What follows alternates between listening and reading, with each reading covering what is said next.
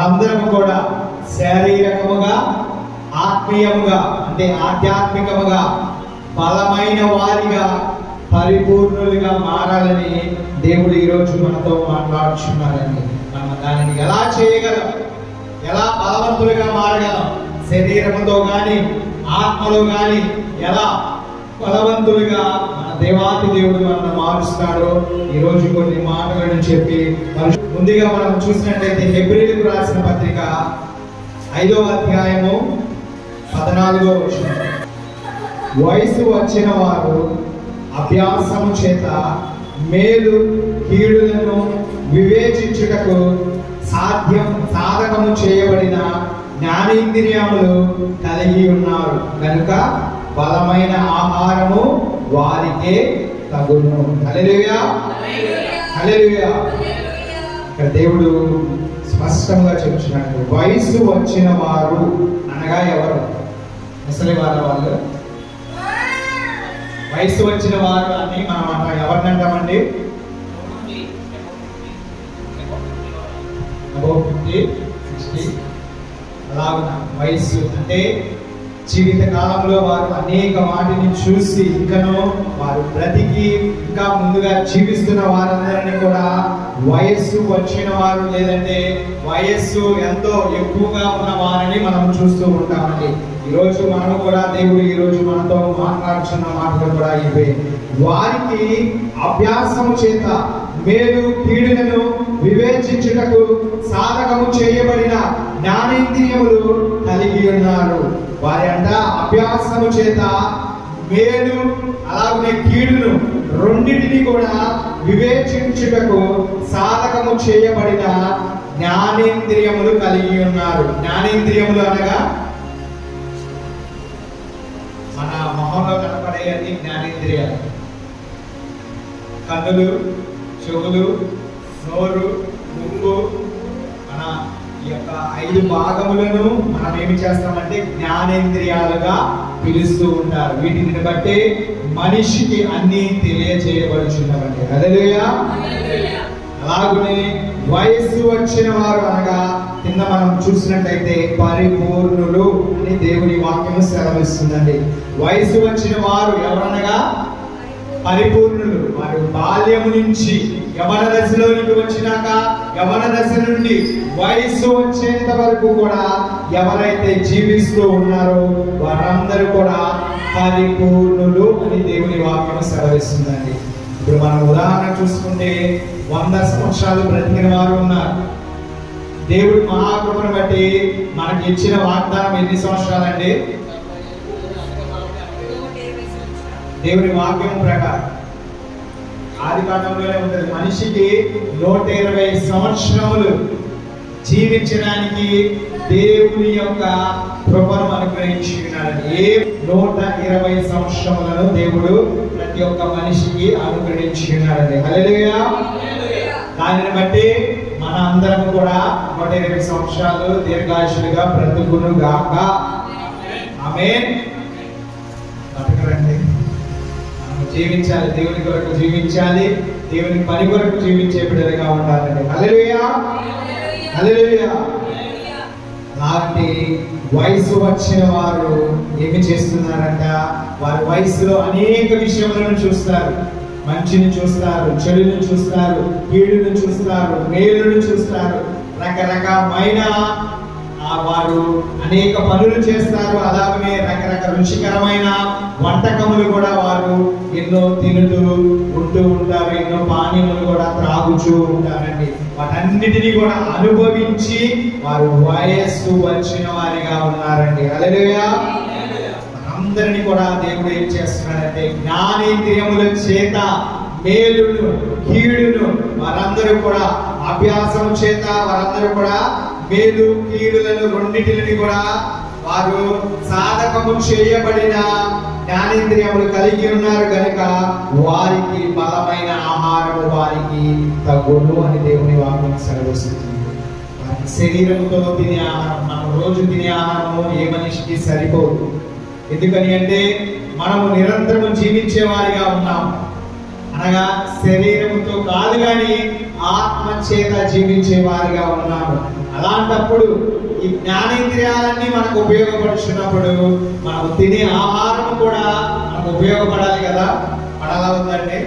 ఇప్పుడు మనము బాగా తిని యవ్వన కాలంలో లేదంటే చిన్న వయసు నుంచి బాగా తిని తల్లిదండ్రులు చెప్పినది మంచి పోషకాలన్నీ తిని బలముగా ఉన్నామనుకోండి, ముసలి వయసు వచ్చిన వారు కూడా ఎక్కువగా యవ్వనస్తుల వలె వారు కూడా నడుస్తాడు, వారు కూడా పనులు చేస్తూ ఉంటారు. ఎందుకని అంటే వారు తినిన ఆహారము వారికి అలాగునే ఉపయోగపడుతుంది. అలాగునే వారు తినిన ఆహారం బట్టి వారికి బలము, అలాగునే వారిలో శక్తిని ఆ తినిన ఆహారం బట్టి వస్తుందండి. మనకు కూడా ఒక ఆహారం ఉండి ఉన్నది, అదే జీవాహారము, దేవుని వాక్యము. ఆయన వాక్యమే మనకు ఆహారముగా ఉన్నది. ఆ ఆహారమును భుజించిన వారు శరీరము బలముగా మారుతుంది, అంతకు మించి ఆత్మ పరిపూర్ణముగా వయస్సు కలిగిన వారిగా ఆత్మ కూడా మారుతుందండి. హల్లెలూయా, హల్లెలూయా. కూడా దేవుడి కృపను బట్టి మేలు ఏదో కీడు ఏదో ఆలోచించుకునే జ్ఞానమును అధికముగా మనిషికి ఇచ్చి ఉన్నాడండి. వాటికి జంతువులకి ఏమి చేసి ఉన్నాడంటే, ఏ ప్రపంచంలో ఎక్కడ ఉన్న మేక ఎలా ఉంటుందంటే అదే ఆకారంలో అదే రూపంలో కొంచెం చిన్నగా పొట్టిగా లేదంటే ఎక్కువగా ఉష్ణమండలాల్లో ఉండే వాటికి చర్మం ఎక్కువగా ఉంటుంది, లేదంటే దాని బ్రీడ్ వేరేగా ఉంటుంది. కానీ వాటి అరుపు ఒకటే. ఏమని అరుస్తాయండి? మేకనే తీసుకున్నాం, ఏమని అరుస్తుంది? మే అని అరుస్తుంది. దాని ఆహారము అంటే నేను అమెరికాలో ఉన్నానని చికెన్ బిర్యానీ తింటదా? తినదు కదా. మేక ఎక్కడైనాను ఆహారము గడ్డిని మాత్రమే తింటుంది. పశువులైనా అలాగునే తింటుంది. అలాగునే మనము కూడా మనం చూసినట్లయితే మనిషిగా పుట్టిన ప్రతి వారు శరీరము కొరకు ఎలా అయితే ఆహారము తింటున్నారో ఆత్మ కొరకు కూడా ఆహారము తినవలసిన వారిగా ఉన్నారండి. హల్లెలూయా. దేవుడు జ్ఞానేంద్రియములు ఎందుకు ఇచ్చి ఉన్నాడంటే అన్ని విషయములు పరిపూర్ణులుగా మనందరము మారి బలవంతులుగా మారాలని దేవుడు కోరుకుంటున్నారండి. అది దేని ద్వారా సాధ్యమవుతుందంటే నీలో పెట్టిన ఆ జీవాత్మ ద్వారా మాత్రమే. హల్లెలూయా. అసలు దేవుణ్ణి మనం చూసినట్లయితే శరీరులుగా మనం బలవంతులుగా మారాలంటే చాలా మంది ఏం చేస్తారంటే ఎక్సర్సైజులు చేస్తూ ఉంటారు, జిమ్ముకు వెళ్తూ ఉంటారు కదా. వారందరూ కొంచెం బలంగా కండలు తిరిగిపోయిన వారు చాలా మంది ఉంటారు. దానివల్ల ఉపయోగం ఏమన్నా ఉందండి? వెయిట్ లిఫ్ట్ చేస్తారు, మంచి పేరు వస్తుంది, మంచిగా సమాజంలో ఏంటంటే బాడీ బిల్డర్ అని చెప్పి గుర్తిస్తారు. దానికి మించి ఇంకా దానికి మించి ఏది కూడా ఉంటుందండి. ఒకసారి ఆ వారిని దేవుడు పిలిచి ఈ రాత్రి నీ ప్రాణం అడిగితే వారి పరిస్థితి ఏమవుతుందండి? నేను వ్యాయామం చేశాను, లేదంటే నేను ఎక్సర్సైజ్ చేశాను, నేను జిమ్ముకి వెళ్ళామని, నా శరీరం బలవంతముగా ఉన్నది, నేను బలవంతుడిని, నన్ను అందరు కూడా బాడీ బిల్డర్ అంటున్నారు, నన్ను ఎంతో మంది బలవంతుడు అని చెప్తున్నారు. కానీ నీవు పిలిస్తే పరిస్థితి ఏమిటి? దేవుడు పిలిచేటటువంటి పరిస్థితి ఏమిటి? ఆ బలవంతుడి పరిస్థితి ఏమిటి? బలహీనుడిగా మారిపోవలసిందే. ఎవరైనా కూడా ఎలాంటి వారైనా కూడా బలహీనులుగా మారిపోవలసిందే. ఎందుకని అంటే అన్నిటిపైన అధికారం ఎవరిదండి? ప్రభు అయిన యేసుక్రీస్తు వారిది. ఆయన అధికారిగా ఉన్నప్పుడు ఆయన కూడా మనలాగే అన్నిటినీ చేయగలిగిన వాడే ఉన్నాడండి. హల్లెలూయా, హల్లెలూయా. ముందుగా మనం చూసినట్లయితే మనందరికీ తెలిసిన విషయమే, ఆత్మకు ఆహారము కావలిస్తే మనం ఏం చేయాలంటే జీవము కలిగిన ఆహారము మనం తినవలసిన వారిగా ఉన్నామండి. ఆహారం ఎక్కడ దొరుకుతుంది? రైతు బజార్లో దొరుకుతుందా? చేపల మార్కెట్లో దొరుకుతుందా? లేదంటే ఎక్కడన్నా మంచి హోటల్లో దొరుకుతుందా? ఎక్కడ కూడా దొరకదండి. మనం వెతికేది ఎక్కడంటే ఆయన సన్నిధిలో వెతికినట్లయితే, ఆయన ఉన్న చోట వెతికినట్లయితే ఆ జీవాహారమును ఉచితముగా ఆయన మనకు అనుగ్రహిస్తాడండి. హల్లెలూయా. విశ్వాసముతో నిరీక్షణతో మనము నమ్మి హృదయ పూర్తిగా మనము దేవుని మీద ఆధారపడిన బిడ్డలుగా ఉన్నామంటే ఉచితముగా ఆయన ఆహారం ఇస్తాడండి. ఆహారము శరీరానికి బలమే, ఆత్మకు కూడా బలమై ఉన్నదండి. హల్లెలూయా. మొదటిగా మనం యోహాను సువార్త 1వ అధ్యాయము మొదటి 4 వచనములు ఒకసారి చదువుదామండి. ఆదియందు వాక్యము ఉండెను, వాక్యము దేవుని యొద్ద ఉండెను, వాక్యము దేవుడై ఉండెను. ఆయన ఆదియందు దేవుని యొద్ద ఉండెను, సమస్తమును ఆయన మూలముగా కలిగెను. కలిగి ఉన్నదేదియు ఆయన లేకుండా కలగలేదు. ఆయనలో జీవము ఉండెను, ఆ జీవము మనుష్యులకు వెలుగై ఉండెను. హల్లెలూయా. సృష్టికి ముందు వాక్యము ఉండి ఉన్నది, వాక్యము దేవుని దగ్గర ఉండి ఉన్నది, ఆ వాక్యమే దేవుడై ఉన్నాడు. హల్లెలూయా. ఆయన ఆదియందు దేవుని యొద్ద ఉండెను, సమస్తము ఆయన మూలముగా కలిగెను. కలిగి ఉన్నదేదియు ఆయన లేకుండా కలగలేదు. సమస్తమును చేసిన వాడు ఎవరైనా ఉన్నారంటే ఆయనే నజరేయుడైన యేసుక్రీస్తు వారు. హల్లెలూయా. ఆయనలోని జీవం ఉన్నది. ఆ జీవమునే నాకు, నీకు, మనందరికీ కూడా ఆయన అనుగ్రహించి ఉన్నాడండి. హల్లెలూయా. ఎప్పుడు అనుగ్రహించి ఉన్నాడు? అది ఆదిలోనే అనుగ్రహించి ఉన్నాడు. జగత్ పునాది వేయబడక మునుపే, అసలు మనుషులను చేయక మునుపే ఆయనలో మనందరం కూడా ఉండిన వారిగా ఉన్నామండి. హల్లెలూయా. సరే, యోహాను సువార్త 6వ అధ్యాయము 47 నుంచి 51 వచనాలు ఒకసారి చదువుతామండి. విశ్వసించువాడే నిత్య జీవము గలవాడు. ఒకసారి అర్థమండి, ఇక్కడ మనము నిత్య జీవము కలిగే వారిగా, లేదంటే పొందుకునే వారిగా ఉన్నామంటే ఏమి చేయాలంట? మొదటిగా విశ్వాసించాలి. విశ్వాసం కలిగి జీవించిన వారికే నిత్య జీవము ఇస్తానని దేవుని వాక్యం సెలవిస్తుంది. హల్లెలూయా. చదవండి. తర్వాత, జీవాహారము నేనే, విశ్వాసం ఉంచిన వారికి నిత్య జీవము అనుగ్రహించి జీవాహారము ఆయనే మనకు ఇస్తానని దేవుని వాక్యం సెలవిస్తుందండి. హల్లెలూయా. తర్వాత చదువుతానండి. మీ పితరులు అరణ్యములో మన్నాను తినినను చనిపోయిరి, దీనిని తినివాడు చావకుండునట్లు పరలోకము నుండి దిగి వచ్చిన ఆహారం ఇదే. హల్లెలూయా. పితరులంతా అరణ్యములో మన్నాను తిని ఉన్నారంట. వారు దేవదూతల ఆహారమునే వారు భుజించి ఉన్నారండి. ఎక్కడి నుంచి వచ్చినది ఆహారము? పరలోకము నుండి దిగి వచ్చిన ఆహారము మన్నాగా ఉన్నది. ఆ మన్నా గురించి మనం అంతకు ముందు చెప్పుకుని ఉన్నాము. మన్నాగా ఇది ఏమిటి అని దేవుని వాక్యం సెలవిస్తుందండి. అదే మన్నాగా అక్కడ రాయబడి ఉన్నది. కూడా ఆ పితరులు అరణ్యంలో మన్నాను తిని ఉన్నప్పుడు కూడా, దేవదూతల ఆహారమును తిని ఉన్నప్పటికీ కూడా వారి శరీరములో బలహీనతలను పొంది ఉన్నారు, వారి శరీరములో రోగములు పొంది ఉన్నారు, వారి శరీరములో అలసటను పొంది ఉన్నారు, వారి శరీరములో ఆఖరికి మరణమును కూడా వారు పొందినట్లుగా మనం చూస్తున్నామండి. హల్లెలూయా. కానీ దేవుడిచ్చే జీవాహారం, ఆయనే జీవాహారముగా నీలోనికి నాలోనికి వచ్చినట్లయితే శరీరము బలముగా మారుతుంది, ఆత్మ పరిపూర్ణముగా మారుతుందండి. హల్లెలూయా. హల్లెలూయా. అందుకనే మనము తినవలసిన ఆహారం ఏదైనా ఉన్నదంటే జీవాహారం. ఆ జీవాహారం ఏది? ఎక్కడ పొలాల్లో దొరికింది? దేవుని యొక్క వాక్యమే జీవాహారముగా ఉన్నది. ఆయనే వాక్యమై ఉన్న దేవుడై ఉన్నాడు. ఆయనే జీవాహారముగా ఉన్న దేవుడిగా ఉన్నాడు.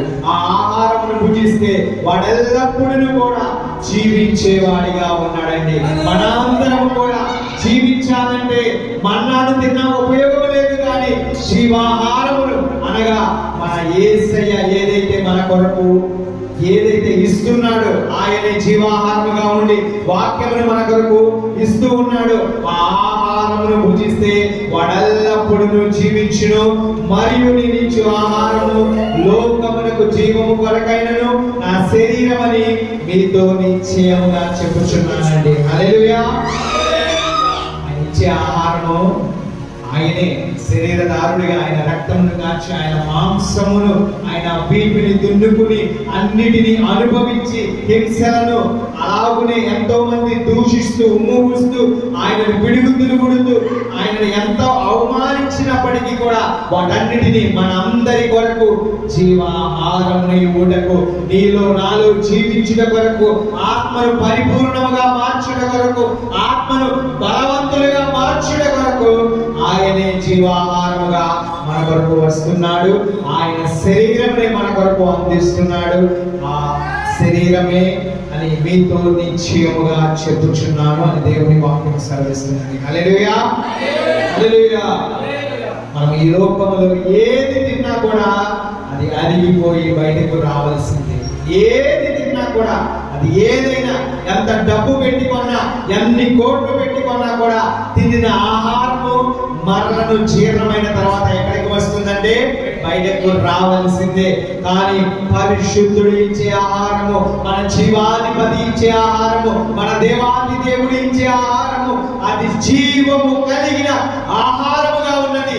ఆ జీవము కలిగిన ఆహారమునే ఈరోజు నీకు నాకు మనందరికీ ఇచ్చి పరిపూర్ణులుగా బలవంతులుగా మార్చాలని దేవుడు చూస్తున్నాడు. హల్లెలూయా, హల్లెలూయా. ఊరికి చూసే చాలా మంది కూడా మనుషులు ఏం చేస్తున్నారంటే చూసే చూపులోనే పాపము చేస్తున్నారు, వినే చెవులతోనే పాపం చేస్తున్నారు, మాట్లాడే మాటలతోనే పాపం చేస్తున్నారు. వారు అనేకమైన వ్యసనాలకు బానిసలుగా మారి ముక్కుతో నోటితో చెడు వాటిని పీల్చుకుంటూ అనుభవంతో వారు జీవించే వారిగా ఉన్నారండి. వాటి వల్ల ఏమైనా ఉపయోగమా అంటే శరీరము బలహీనం పడిపోతుంది, ఆత్మ నశించిపోయే విధముగా మారిపోతుందండి. హల్లెలూయా.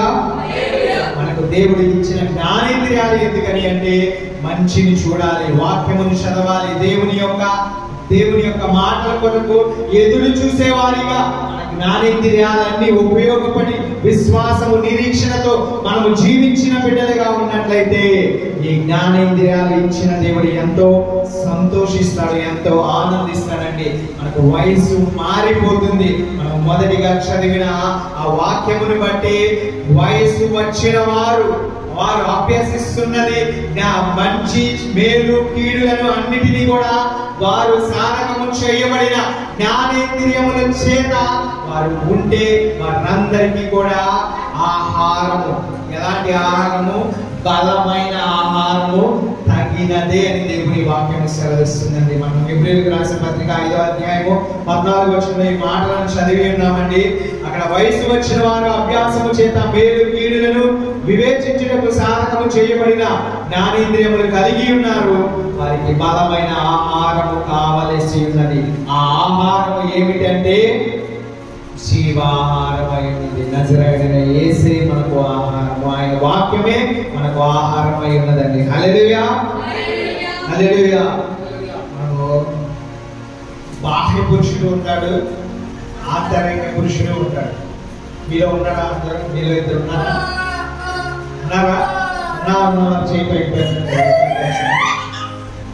లేదా? మనం చూసినట్లయితే బాహ్య పురుషుడు అంటే బాహ్యం అనగా కనబడేది అని అర్థం, బయట ఉండేది కనబడేది అని అర్థం. మనందరం కూడా బాహ్య పురుషులమే. శరీరంతో మనం కనబడుతున్న వారిగా ఉన్నామండి. మనకు బాహ్యముగా మన జ్ఞానేంద్రియాలు కనబడుతూ ఉంటవి, మన చర్మం కనబడుతూ ఉంటది, మన చేతులు కాళ్ళు కొన్ని అవయవములు కనబడుతూ ఉంటాయి. అలాగనే అంతర్య పురుషుడు అనగా ఆత్మ, మనలో జీవాత్మను దేవుడు ఇచ్చి ఉన్నాడు. ఆ ఆత్మే అంతర్య పురుషుడు. హల్లెలూయా. చూసినట్లయితే శరీరంతో బలమును పెంచుకుంటే ఉపయోగం లేదు, కానీ పరిపూర్ణులుగా బలవంతులుగా మారము. కానీ ఆత్మలో ఆంతర్య పురుషుడిని బలవంతులుగా చేసిన మారు మాత్రమే పరలోక రాజ్యము నిత్య జీవము దేవుడు అనుగ్రహిస్తానని చెబుతున్నాడు. వారే పరిపూర్ణులుగా, వారే బలవంతులుగా, వయసు వచ్చిన వారిగా వారు మాత్రమే ఉంటారండి. హల్లెలూయా. వయసు వచ్చినదంటే ఏసి కాదు, ముఖ్యమైనది దేవునిలో నువ్వు ఎంత బాగా ఆయన పరిశుద్ధ గ్రంథములో నుంచి, ఆ మాటలు వాక్యములో నుంచి ఎంతవరకు అనుసరించి నువ్వు జీవిస్తున్నావు, దేవుని యొక్క పరిశుద్ధాత్మ సహాయము చేత నువ్వు ఎంతవరకు జీవిస్తున్నావు అనేది మనకు వయసుకు సంబంధం లేదు కాదు, కానీ ఆ చిన్న బిడ్డల దగ్గర నుంచి కూడా దేవుడు నడిపిస్తాడు. మనము తల్లి గర్భములో రూపింపక మునుపు నుంచి దేవుడి ప్రణాళికలో మనందరము కూడా ఉండిన బిడ్డలమే. హల్లెలూయా. మనము బయటికి వచ్చి మన యొక్క జ్ఞానము చేత, మన స్వబుద్ధి చేత రకరకాలుగా విధాలుగా ఆచారాలు, మతాలను వీటన్నిటిని పెట్టుకుని మన ఇష్టానుసారంగా మనమైతే జీవిస్తూ ఉన్నాము. కానీ మన దేవాది దేవుడు చెప్పుచున్నది ఒకటే, సమస్త సృష్టిని సృష్టించిన దేవుడు, సమస్తము పైన అధికారము కలిగిన దేవుడు, జీవము కలిగిన దేవుడును ఎవరైతే విశ్వసిస్తారో, ఎవరైతే నమ్ముతారో, ఎవరైతే ఆయనే దేవుడిని ఒప్పుకుంటారో వారి నోటితో వారందరికీ నిత్య జీవమును అనుగ్రహిస్తారని దేవుని వాక్యం సెలవిస్తుంది. హల్లెలూయా.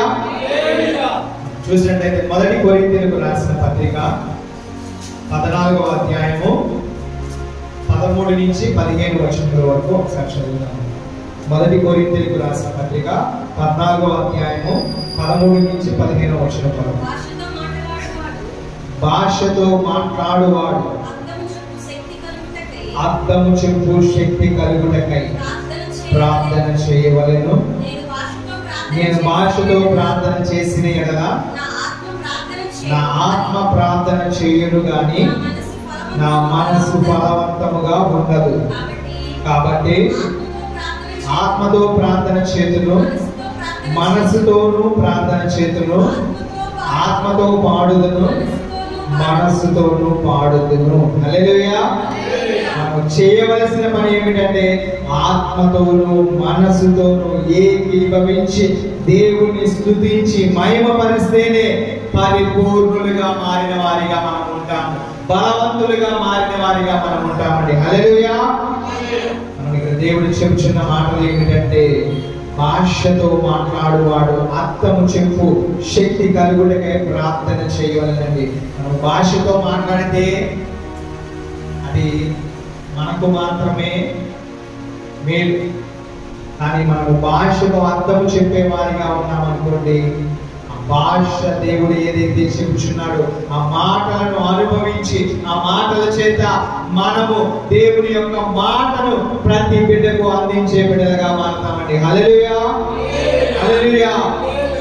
మనం అందుకని భాషతో మాట్లాడుచున్నప్పుడు భాష వరకే మనము ఆగిపోకూడదు, కానీ ఆ భాషతో మాట్లాడుచున్నప్పుడు దేవునికి మనకు చేసే ఆ భాష పరిశుద్ధమైన భాష.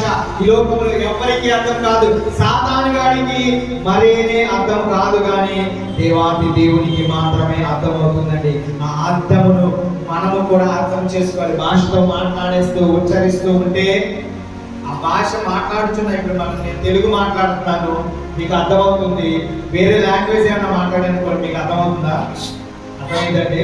అర్థం కాదు. ఎందుకని అంటే మనకు తెలిస్తేనే, ఆ భాష ఏదైతే తెలిస్తేనే అది అర్థమవుతుంది. మరి నీవు దేవునితో మాట్లాడేటప్పుడు, భాషలతో ప్రార్థన చేస్తున్నప్పుడు, భాషలతో నీవు పాటలు పాడుతున్నప్పుడు, భాషలతో ఉచ్చరింప సఖ్యము కానీ ప్రతి ఒక్క మాట మాట్లాడుతున్నప్పుడు ఆ భాష అర్థం కూడా మనకు తెలియాలి. హల్లెలూయా.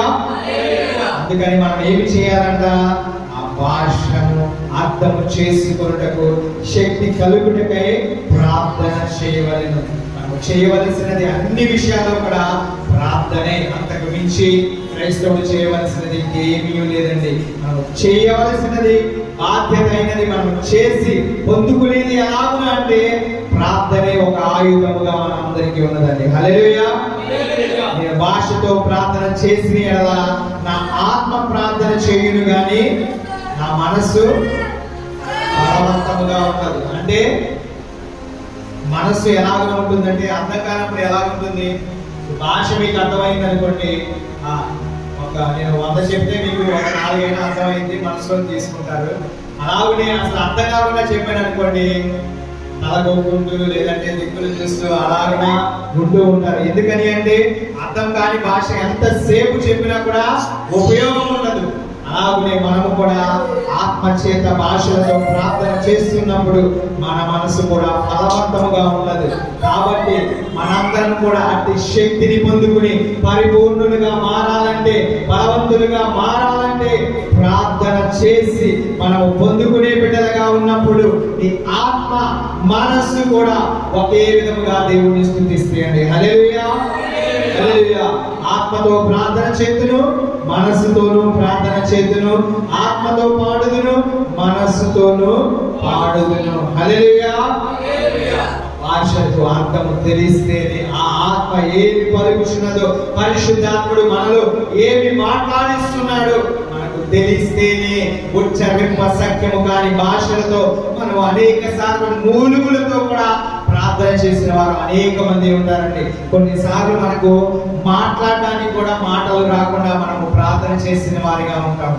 ఎలాగో ప్రార్థన చేస్తామంటే కన్నీటితో, నీరు ఎలా అయితే దావీదు గారు ఆయన పరుపు కన్నీటితో తేలి ఆడిపోయే ప్రార్థన చేసుకున్నాడు, అలాగే చాలా మంది కూడా అలాంటి ప్రార్థనలు చేసిన వారు చాలా మంది ఉంటారండి. ఎందుకని అంటే ప్రార్థన చేస్తారు, చేస్తూ చేస్తూ చేస్తూ కొన్నిసార్లు మాటలు రావు, కొన్నిసార్లు మనము ఎలాగో ప్రార్థన చేస్తున్నామో, ఎలాగో ఉన్నామో, ఎక్కడ ఏ స్థితిలో ఉన్నామో కూడా తెలియని పరిస్థితిలో మనం ఉండి ప్రార్థన చేస్తున్నప్పుడు కొన్నిసార్లు మూలుగులతో ప్రార్థన చేస్తాం, కొన్నిసార్లు కన్నీటితో వేదనతో ప్రార్థన చేస్తామండి. వాటిని కూడా దాటిపోయే దేవుడు మన దేవుడు కాదండి. హల్లెలూయా. ఆ మూలుగులు కూడా వినే దేవుడు, ఆ కన్నీటిని కూడా చూసే దేవుడు మన జీవాధిపతి నజరేయుడైన యేసుక్రీస్తు వారు. హల్లెలూయా. మనం చూసినట్లయితే మనకు నీలో నాలో ఒక పురుషుడు ఉన్నాడా, ఇద్దరు పురుషులు ఉన్నారా? ఇద్దరా, ఒకలా? ఒకసారి మనం చూసినట్లయితే 2 కొరింథీయులకు రాసిన పత్రిక 4వ అధ్యాయము 16వ వచనం ఒకసారి చదువుదామండి. కావున మేము అధైర్యపడము, మా బాహ్య పురుషుడు కృషించుచున్నను, ఆంతర్య పురుషుడు దినదినము నూతనపరచబడుచున్నాడు. హల్లెలూయా, హల్లెలూయా. బాహ్య పురుషుడు ఎందుకు కృషిస్తాడు? కష్టాలు, నష్టాలు, వేదన, శ్రమ తగిన ఫలితము లేకుండా ఉండినప్పుడు బాహ్య పురుషుడు కృషిస్తూనే ఉంటాడు. కానీ ఎవరైతే ఆంతర్య పురుషుడు ఆత్మచేత, పరిశుద్ధాత్మచేత ప్రార్థన చేస్తూ ఉంటారో వారందరూ కూడా ఎలాగున వారి జీవితము మారుతుందంటే నూతన పరచబడతారు. దినము కూడా నూతన పరచబడే వారిగా ఉంటారు. హల్లెలూయా. బాహ్య పురుషుడు ప్రతి ఒక్కరు కూడా చూడగలరు. మనం బాహ్య పురుషుని ప్రతి ఒక్కరిని కూడా మనం కళ్ళ ముందు మనిషి కనపడే వారందరూ కూడా బాహ్య పురుషులే, బాహ్య స్త్రీలే. మనం వారందరినీ కూడా చూడగలం, వారితో మాట్లాడగలము, వారిని జ్ఞానేంద్రియాలు కానీ చర్మము కానీ వాటన్నింటినీ కూడా మనము చూడగలిగిన వారిగా ఉన్నామండి. ఆ వ్యక్తికి చర్మము, ముక్కు, నోరు ఇలాగున జ్ఞానేంద్రియాలు, స్పర్శ తెలియడానికి చర్మము, పని చేయడానికి చేతులు, కాళ్ళు ఎలా అయితే ఉపయోగపడుచున్నావో మన ఆంతర్య పురుషుడికి కూడా జ్ఞానేంద్రియాలు కూడా అలాగనే ఉపయోగపడుతున్నాయి. మన శరీరంలో అన్ని కూడా అలాగనే ఉపయోగపడుతూ ఉన్నాయండి. హల్లెలూయా. సరే, మనము జీవాత్మ దేవుడు ఎప్పుడు ఇచ్చాడంటే ఆదిలోనే, ఆది కాండము 2వ అధ్యాయము 7వ వచనం ఒకసారి చదువుదాం.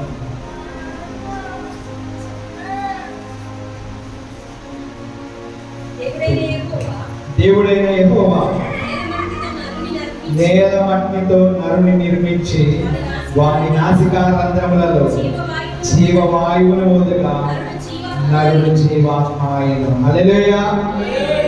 దేవుడు మొదటిగా బాహ్య పురుషుణ్ణి తయారు చేసి ఉన్నాడు.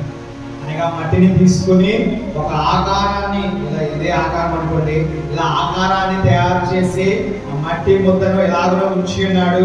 దేవుడు ఎప్పుడైతే జీవాత్మను నాసికారంధ్రములో దేవుడు ఊది ఉన్నాడు, ఆ జీవాత్మ ద్వారా వారిలోనికి జీవము వచ్చి ఉన్నదండి. హల్లెలూయా. జీవవాయువు ఊదగా నరుడు జీవ ఆత్మ ఆయనను జీవము కలిగి ఉన్నది. ఆ నరుడిలో ఆత్మను పెట్టి ఉన్నాడు. వారి ఆ ఆత్మే ఆంతర్య పురుషుడు, అంతరంగ పురుషుడు అని మనం చెప్పుకోవచ్చు. హల్లెలూయా. సరే, యోబు గ్రంథము 32వ అధ్యాయము 8వ వచనం ఒకసారి చదువుతామండి.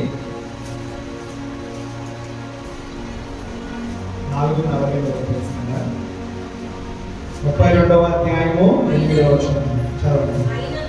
అయినను నరులలో ఆత్మ ఒకటి ఉన్నది. మనందరికీ తెలిసిన విషయం.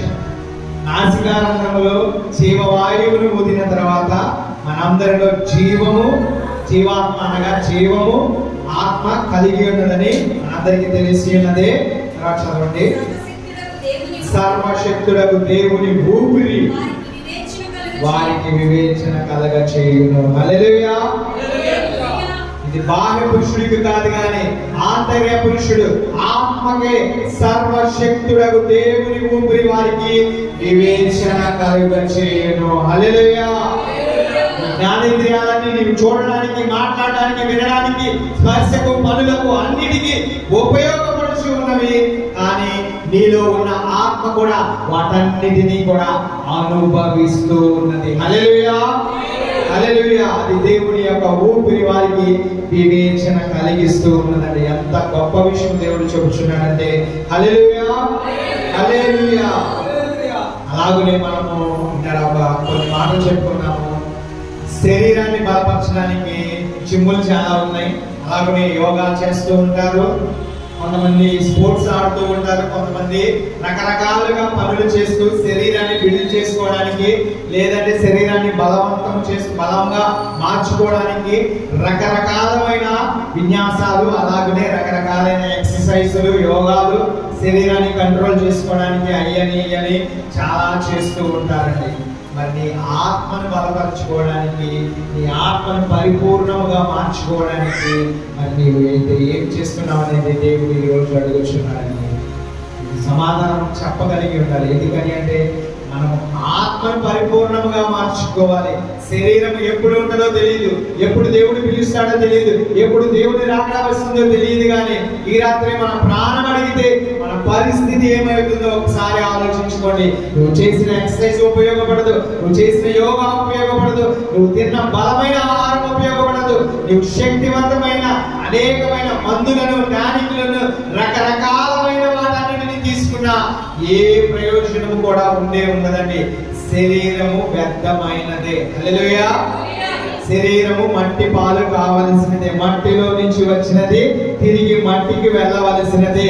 నీలో పెట్టిన ఆ జీవము కలిగిన ఆత్మ దేవుని దగ్గరకు వెళ్ళవలసి ఉన్నదండి. దానిని బలపరచుకోవాలి. దాని కొరకు నువ్వు ఎక్సర్సైజ్ చేయాలి. స్పిరిచువల్ ఎక్సర్సైజ్ నువ్వు చేయవలసిన వాడిగా ఉన్నావండి. మనము బాడీ ఎక్సర్సైజ్ చేస్తే శరీరానికి ఉపయోగము, కానీ స్పిరిచువల్ అనగా ఆత్మకు సంబంధించి ఎక్సర్సైజ్ నువ్వు చేసినట్లయితే నీ ఆత్మ బలపడుతుంది. హల్లెలూయా. చూసినట్లయితే 1 కొరింథీయుల చదివిన మాట ఒకసారి చదువుతామండి. 1 కొరింథీయులకు రాసిన పత్రిక 14వ అధ్యాయము 14వ వచనం, 155వ పేజ్ నంబర్, 14వ అధ్యాయము 14వ వచనం. భాషతో మాట్లాడువాడు, 14వ వచనం, నేను భాషతో ప్రార్థన చేసిన ఎడల, చాలండి. హల్లెలూయా. మీరు భాషతో ప్రార్థన చేసిన ఎడల నా ఆత్మ కూడా ప్రార్థన చేయును. హల్లెలూయా. దేవుడు గొప్ప విషయాన్ని చెప్తున్నాడండి. మనం ప్రార్థన ఎలా చేయాలంటే పరిశుద్ధాత్ముడి సహాయం చేత మనము దేవుని భాషలో కూడా ప్రార్థన చేసే అవకాశాన్ని దేవుడు ప్రతి మనిషికి ఇస్తున్నాడండి. హల్లెలూయా, హల్లెలూయా. ఇది ఎక్సర్సైజ్ లాగా మనం చేయాలి, స్పిరిచువల్ ఎక్సర్సైజ్ లాగా మనం కొనసాగించాలి. ఆ భాషలు రాకపోయినా భాషలు వచ్చేంత వరకు నువ్వు ప్రార్థన చేస్తూ ఉన్నవాడిగా, నువ్వు అలాగునే మోకాళ్ళతో ప్రార్థన చేస్తూ ఉండేవాడిగా ఉన్నావంటే నువ్వు కనెక్ట్ అయ్యేది ఈ లోకంలో ఉన్న వాటి గురించి, వాటి వరకు కాదు, కానీ దేవుని యొక్క చిత్తము కొరకు మాత్రమే. హల్లెలూయా. ఆ చిత్తము తెలుసుకుని జీవించు వారే నిజముగా పరిపూర్ణులుగా, బలవంతులుగా, శరీరముకు ఆత్మలోను బలముగా మారుతారండి. హల్లెలూయా. అందుకనే మనందరం కూడా బలమైన ఆహారమును తింటూ ఉన్నాము, కానీ అది ఎంతవరకు ఉపయోగము లేకుండా అయిపోతుంది. కానీ మనం చేయవలసినది శరీరముతో ఎక్సర్సైజ్, స్పిరిచువల్ ఎక్సర్సైజ్ ఏమిటి అంటే నీ శరీరం మోకరించాలి, నీ ఆత్మతో ప్రార్థన చేయాలి. హల్లెలూయా. అంతకు మించి మనం చేయవలసింది ఏదైనా ఉన్నదా? దేవుని వాక్యానుసారంగా జీవించి ప్రార్థన చేసి అన్నిటినీ పొందుకునే విధంగా దేవుడి మహాకృప ప్రతి బిడ్డకు ఉచితముగా అనుగ్రహిస్తున్నది. అదే జీవాహారముగా ఆయన ఇస్తానంటున్నాడు. ఆహారము తినిన వారు నిత్య జీవంలోనికి వెళ్తారండి. వారు మరణము వారిని అక్కడ దాకా ఉంచదు, కానీ ఆ మరణమును గెలిచే వారిగా దేవుడి కృప మన అందరినీ చేస్తుందండి. హల్లెలూయా, హల్లెలూయా. అందుకనే మనందరం కూడా స్పిరిచువల్ ఎక్సర్సైజ్ చేయాలి. అలాగనే మనందరం కూడా స్పిరిచువల్ గా ప్రార్థన చేస్తూ భాషలతో ఉచ్చరింప సఖ్యము కానీ మాటలతో మనము ప్రార్థన చేస్తున్నప్పుడు నీలో నాలో పరిశుద్ధాత్ముడే సహాయకుడిగా ఉంటాడండి. వేరే మనిషి గాని, మన తల్లిదండ్రులు గాని, మనం కట్టుకున్న భార్య గాని, భర్త గాని ఎవరు కూడా సహాయకుడిగా ఉండరు, కానీ పరిశుద్ధాత్ముడే సహాయకుడు. మనం రోమీయులకు రాసిన పత్రిక 8వ అధ్యాయము 26వ వచనం ఒకసారి చదువుదామండి. 139వ పేజ్ నెంబర్ చదువుతారా ఎవరైనా? అటువలే ఆత్మయు, రోమీయులకు రాసిన పత్రిక 8వ అధ్యాయము 26వ వచనం. అటువలే ఆత్మయు, ఎవరు చూస్తున్నారండి మన బలహీనతను? ఆత్మ, పరిశుద్ధ ఆత్ముడే చూస్తున్నాడు. హల్లెలూయా. నువ్వు బలహీనుడు అయినప్పుడు బలవంతుడిగా నిన్ను మార్చుటకు, నీ ఆత్మను బలపరచుటకు, నీ శరీరమును దృఢముగా, బలముగా, పరిపూర్ణముగా మార్చుటకు ఎవరు నీకు సహాయకుడిగా ఉంటున్నారంటే నీ బలహీనతలో పరిశుద్ధాత్ముడు. హల్లెలూయా. చదవండి. ఆత్మయు మన బలహీనతను చూచి సహాయం చేయుచున్నాడు. ఏలయనగా మనము యుక్తముగా ఎలాగున ప్రార్థన చేయవలెనో మనకు తెలియదు, కానీ ఉచ్చరింప సఖ్యము కాని మూలుగులతో ఆ ఆత్మ తానే మన పక్షముగా విజ్ఞాపనము చేయుచున్నాడు. హల్లెలూయా, హల్లెలూయా. నీవు బలహీనుడిగా మారినప్పుడే నిన్ను బలవంతుడిగా మార్చడానికి నీ దేవాది దేవుడు పరిశుద్ధాత్ముడిగా వచ్చి మనము యుక్తముగా ఎలాగో ప్రార్థన చేయవలెనో మనకు తెలియదు, కానీ ఉచ్చరింప సఖ్యము కాని మూలుగులతో ఆ ఆత్మ అనగా పరిశుద్ధాత్ముడే తానే నీ పక్షమున, మన అందరి పక్షమున విజ్ఞాపనము చేయుచున్నాడు. హల్లెలూయా, హల్లెలూయా. డెవలప్ చేసుకోవాలి. ఇదే డెవలప్మెంట్ ఎక్సర్సైజ్. అంటే మనం బలవంతులుగా మారాలంటే మన ఆత్మకు కూడా వ్యాయామము అనగా ఎక్సర్సైజ్ చేయించాలి. శరీరానికే కాదు ఎక్సర్సైజ్, మన ఆత్మకు కూడా ఎక్సర్సైజ్ కావాలి. మన ఆత్మను కూడా ఎప్పటికప్పుడు సిద్ధపరచుకోవాలండి. హల్లెలూయా. అలాగే చేయాలంటే నీకు బలహీనుడిగా ఉన్నప్పుడు కూడా పరిశుద్ధాత్ముడు సహాయకుడిగా ఉన్నాడంటే నీకు సంతోషముతో, ఆనందముతో ఆయన మహిమపరుస్తున్నావంటే రెట్టింపుగా ఇంకా నీలో ఉంటాడండి. హల్లెలూయా, హల్లెలూయా. అది మన దేవాది దేవుడు మన అంతగా ప్రేమిస్తున్నాడండి. నీ కొరకు, నా కొరకు కూడా ఆయనే ప్రార్థన చేసేవాడిగా ఉన్నాడు. అంతకు మించి నీకు నాకు ఏం కావాలి? ఇంకా ఏమీ అవసరం. హల్లెలూయా. అలాగున మనము ప్రార్థన చేసినప్పుడే, ప్రార్థన అనే ఆయుధమును పట్టుకున్నప్పుడే మనుషులు పరిపూర్ణులుగా, బలవంతులుగా, ఆత్మలోను శరీరములోను అన్ని విషయములో కూడా బలవంతులుగా ఉంటారండి. హల్లెలూయా, హల్లెలూయా. వయసు వల్ల వచ్చే ఆ పరిపూర్ణత కాదు, కానీ నీ ఆత్మ బలము చేత నిండుకున్నప్పుడు నీకు వచ్చే పరిపూర్ణతే యుగ యుగములు నిన్ను జీవింపచేసేదిగా ఉంటుందండి. హల్లెలూయా, హల్లెలూయా. మనం ఒకసారి మన పితరులు కూడా మూలుగుతూ ప్రార్థన చేస్తున్నారు. ఎప్పుడు? ఒకసారి చదువుదామా? నిర్గమకాండము 2వ అధ్యాయము 24, 25 వచనంలో ఒకసారి చదువుతామండి. నిర్గమకాండము 2వ అధ్యాయము. కాగా దేవుడు వారి మూలుగులు విని 23, 24 అలాగున అనేక దినములు జరిగిన మీదట ఏం జరిగిందంట? ఐగుప్తు రాజు చనిపోయెను. తర్వాత చదవండి. ఇశ్రాయేలీయులు తాము చేయుచున్న వెట్టి పనులను బట్టి నిట్టూర్పులు విడుచుచు మొర్రపెట్టుచుండగా తమ వెట్టి పనులను బట్టి వారు పెట్టిన మొర్ర దేవుని వద్దకు చేరును. హల్లెలూయా, హల్లెలూయా. ఏమి చేస్తున్నారంట? ప్రార్థన చేశారా? మొర్ర పెట్టి ఉన్నారు. ఎలాగున అంటే వెట్టి పనులను బట్టి నిట్టూర్పులు విడుచుచు మొర్ర పెట్టుచుండగా తమ వెట్టి పనులను బట్టి వారు పెట్టిన మొర్ర దేవుని యొద్దకు చేరును. కాగా దేవుడు వారి మూలుగులను విని అబ్రహాము ఇస్సాకు యాకోబులతో తాను చేసిన నిబంధనను జ్ఞాపకం చేసుకొనెను. హల్లెలూయా. ఈరోజు నువ్వు కూడా మూలుగుతూ నిట్టూర్పు విడుచు కన్నీరు విడుచు ప్రార్థన చేస్తూ బలహీనుడిగా ఉండినట్లయితే నీకు కూడా ఈ నిబంధన వర్తిస్తుంది. హల్లెలూయా, హల్లెలూయా. ఆయన ఎక్కడా కూడా ఆయన పొల్లు కూడా పోకుండా మొత్తము ఇచ్చిన వాగ్దానాలన్నిటినీ నెరవేర్చే దేవుడై ఉన్నాడండి. హల్లెలూయా. అలాగే మనం చూసినట్లయితే 25వ వచనం ఒకసారి చదవండి. దేవుడు ఇశ్రాయేలీయులను చూచెను, దేవుడు వారి యందు లక్ష్యం ఉంచెను. హల్లెలూయా. దేవుడు కొన్ని మర్మాలను కూడా తెలియజేస్తున్నాడండి. హల్లెలూయా.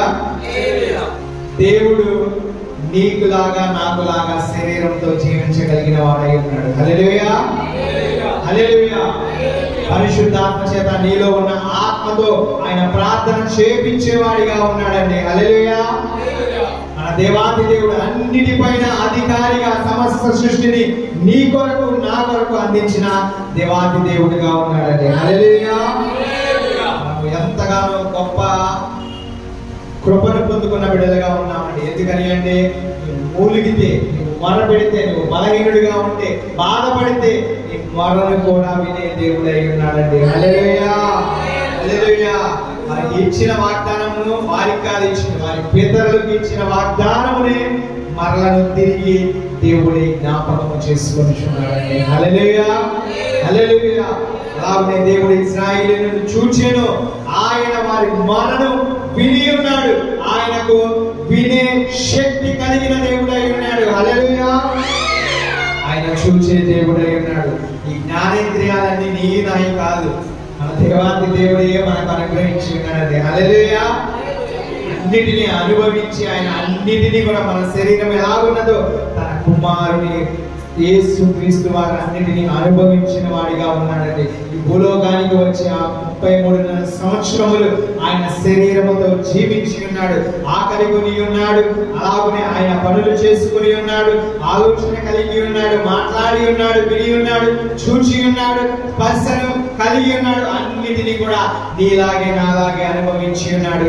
కానీ మనందరికీ నిత్య జీవమును ఇవ్వడానికి, జీవాహారమును ఇవ్వడానికి, పరిపూర్ణులుగా మారడానికి, బలవంతులుగా మారడానికి ఆయనే శిలువ మీద మరణము పొంది తిరిగి లేచి ఉన్నాడండి. హల్లెలూయా, హల్లెలూయా. వారి మొర విని వారిని చూచి వారికి దేవుడు వారి యందు లక్ష్యం ఉంచి వారి కొరకు మాత్రమే దేవుడు వచ్చి నిలబడిపోయి ఉన్నాడు. హల్లెలూయా, హల్లెలూయా. వారి కొరకే నిలబడిపోయాడంటే నీవు కూడా ప్రార్థన చేస్తే, నీవు కూడా మొరపెట్టినట్లయితే, నీవు కూడా మూలుగులతో ఉచ్చరింపశక్యము కాని భాషలతో పరిశుద్ధాత్మతో మొరపెట్టిన బిడ్డగా ఉన్నట్లయితే నీ ప్రార్థన కూడా విని నీ మీద కూడా లక్ష్యం ఉంచే దేవుడై ఉన్నాడు. హల్లెలూయా. ఆ ఉంచి ఊరికినే ఉంచాడు, వారిని వాగ్దాన భూమికి తీసుకువెళ్తున్నాడు దేవుడు. అలాగే నిన్ను నన్ను మనందరినీ కూడా ఆయన ఏర్పాటు చేస్తున్న ఆ పరలోక రాజ్యము నిత్య జీవములోనికి మనందరినీ కూడా తీసుకువెళ్తున్నాడండి. హల్లెలూయా, హల్లెలూయా. మనము ఏం చేయాలంటే అంతటి బలవంతమైన దేవుడు, అన్నిటినీ అనుభవించే దేవుడు, అన్నిటినీ చూచే దేవుడు, అన్నిటినీ స్పర్శను కూడా తెలిసి దేవుడై ఉన్నాడు.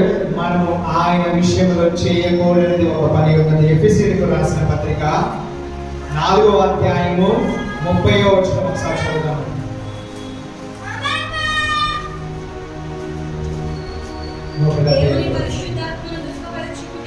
ఏంటండి? దేవుని పరిశుద్ధాత్మను దుఃఖపరచకుడి, విమోచన దినము వరకు ఆయన యందు మీరు ముద్రింపబడి ఉన్నారు. హల్లెలూయా, హల్లెలూయా. మనం ఏమి చేయకూడదంట? పరిశుద్ధాత్మని దుఃఖపరచకూడదు. మనము ఏదైనా చేయొచ్చు, కానీ పరిశుద్ధాత్మని విషయంలో మనకి జాగ్రత్త కలిగి ఉండాలండి. ఊరికినే మనం తిట్టకూడదు, ఊరికినే ఏది అనకూడదు. పరిశుద్ధాత్ముడు అన్నది పరిశుద్ధాత్మ అని అంటే పురుషుడి ఆ యొక్క విధముగా మనము మాట్లాడాలి. పరిశుద్ధాత్ముడు అని మాట్లాడాలి. పరిశుద్ధాత్మ లేదంటే పరిశుద్ధాత్మ ఎలా చేసింది అలా చేసింది అని కూడా మనం అనకూడదు. పరిశుద్ధాత్ముడు చేశాడు అని మనం మాట్లాడాలి. మనం మాట్లాడే దేవుడు ఆయన ఇప్పుడు మనందరి కొరకు ఆయన శిలువ మీద మరణించి తిరిగి లేచిన తర్వాత మనందరి కొరకు ఆదరణకర్తను నీ కొరకు నా కొరకు ఏర్పాటు చేసి ఉన్నాడండి. హల్లెలూయా.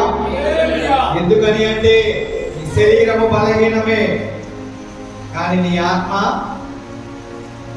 బలవంతంగా ఉన్నదా? ఈరోజు ఆత్మలు కూడా బలహీనపడిపోయిన స్థితిలో ఉన్నాయండి. లోకంలో అనేక మంది ఆత్మ సిద్ధముగా ఉన్నప్పటికీ కూడా శరీరము సిద్ధము లేకుండా, శరీరము బలహీనత పడిపోయి ప్రార్థన చేయాలంటే సమయం లేదని, ప్రార్థించాలంటే నాకు టైం సరిపోదని చెప్పేసి రకరకాలుగా పలు విధాలుగా దేవుని దూరపరచుకుంటూ ఉన్నారండి. ఈ రోజు బలహీన స్థితిలోనే మనం ప్రార్థించాలి, కష్టమైన స్థితిలోనే మొదలు పెట్టాలి. మనము సంతోషముగా ఉన్న, ఆనందముగా ఉన్న, ఏ స్థితి పరిస్థితిలో ఉన్నా ప్రార్థించే వారిగా ఉన్నామంటే మన అందరి కొరకు పరిశుద్ధాత్ముడే సహాయకుడిగా ఉన్నాడు. హల్లెలూయా. అలాగున చేస్తే నీ ఆత్మ బలపడుతుంది, నీ శరీరము పరిపూర్ణముగా మారుతుంది. హల్లెలూయా. అందుకని మనము చివరిగా ఫిబ్రవరికి రాసిన పత్రిక 5వ అధ్యాయం 14వ వచనం ఒక మాట, ముందు మాట చదివి వదిలేయండి. ఫిబ్రవరికి రాసిన పత్రిక 5వ అధ్యాయం 14వ వచనం మొదటిగా చదివిన మాటే మాట చాలండి. వయస్సు వచ్చిన వారు అనగా మనం చూసినట్లయితే వయస్సు వచ్చిన వారు ఎవరంట? శరీరముగా ఆత్మలో పరిపూర్ణముగా మారిన వారే వయస్సు వచ్చిన వారు. దేవుడు వారిని చూస్తున్నాడు. వయసు వచ్చిన వారంటే ఏజ్ కాదు, లేదంటే శరీరంతో ఎక్కువ రోజులు జీవించిన వారు కాదు, కానీ శరీరము ఆత్మ ఏకముగా ఉండి ప్రార్థన చేసినప్పుడు, ఏకముగా ఉండి ఆరాధించినప్పుడు, ఏకముగా ఉండి దేవుని స్తుతించినప్పుడే వయస్సు కలిగిన వారిగా పరిపూర్ణులుగా బలవంతులుగా మారుతారండి. హల్లెలూయా, హల్లెలూయా. ఈరోజు మనందరం కూడా పరిపూర్ణులుగా బలవంతులుగా మారాలంటే ప్రార్థనే ఆయుధము, ప్రార్థనే చేయవలసిన వారిగా ఉన్నామండి. ఆ ప్రార్థన చేస్తే నీలో ఉన్న పరిశుద్ధాత్ముడు ఏమి చేస్తాడంటే నీవు ఎలా ప్రార్థించాలో నీకు తెలియనప్పటికీ కూడా ఉచ్చరింప శక్యము కాని మూలుగులతో, భాషలతో ఆయనే దేవునితో మన కొరకు మాట్లాడి సమాధానమును తీసుకువచ్చేవాడిగా ఉన్నాడండి. హల్లెలూయా, హల్లెలూయా. దేవుడు ఇచ్చిన కొన్ని మాటలను దీవించునుగాక.